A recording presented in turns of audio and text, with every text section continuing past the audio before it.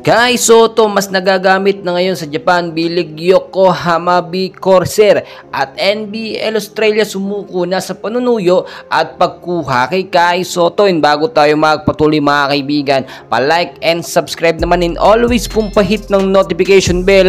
Maraming salamat po. Well mga kaibigan, as of now nakita nyo naman mas gumaganda nga po ang performance ng ating bambato na si Kai Sotto nang makuha niya ang kanyang katandim na magaling din dito na point guard sa Yokohama na si Yuki Kawamura.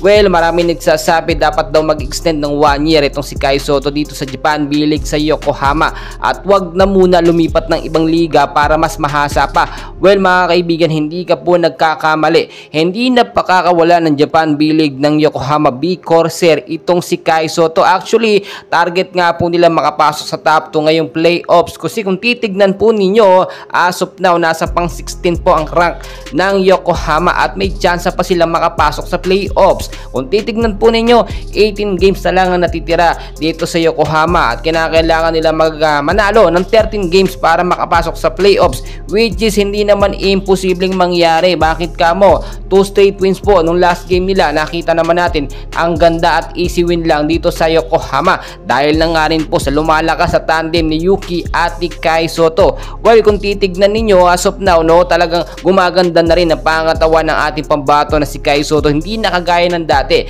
dahil nga po yan sa kanyang pagpapakondisyon at pagpapamuscle. Then recently, last year sinabi na din ng Japan B-League na dapat nga magkaroon ng at least 15 pounds of muscle si Kai Sotto para mas magamit pa ng husto, hindi lamang sa Japan B-League bagkos sa ibang mga liga. Well, sumuko na nga rin po ang NBL Australia dito kay Kai Sotto dahil kung titignan po ninyo, ay tila naglalaway sila at nanghihinayang sila ng bitawan nila etong si Kai. Well, bibihira po yung 7-footer na magaling po na player at bata pa tulad ni Kai Sotto. At sa next game nga po ng Yokohama kontra sa koponan ng Toyama Grouses, sinaasahan po natin na magiging easy game po ito. Bakit kamo magiging easy game? Nasa pang 24 po na spot or slot etong Toyama Grouses. Lamang po tayo, itong Yokohama nasa pang 16. So yung pinagmamalaki ngayon ng Yokohama, yung tandem nga po ni Kai Sotto at ni Yuki Kawamura, yan po yung alas nila. Pero kahit mapag-aralan po ng kalaban niya, napakahirap na pong tibagin.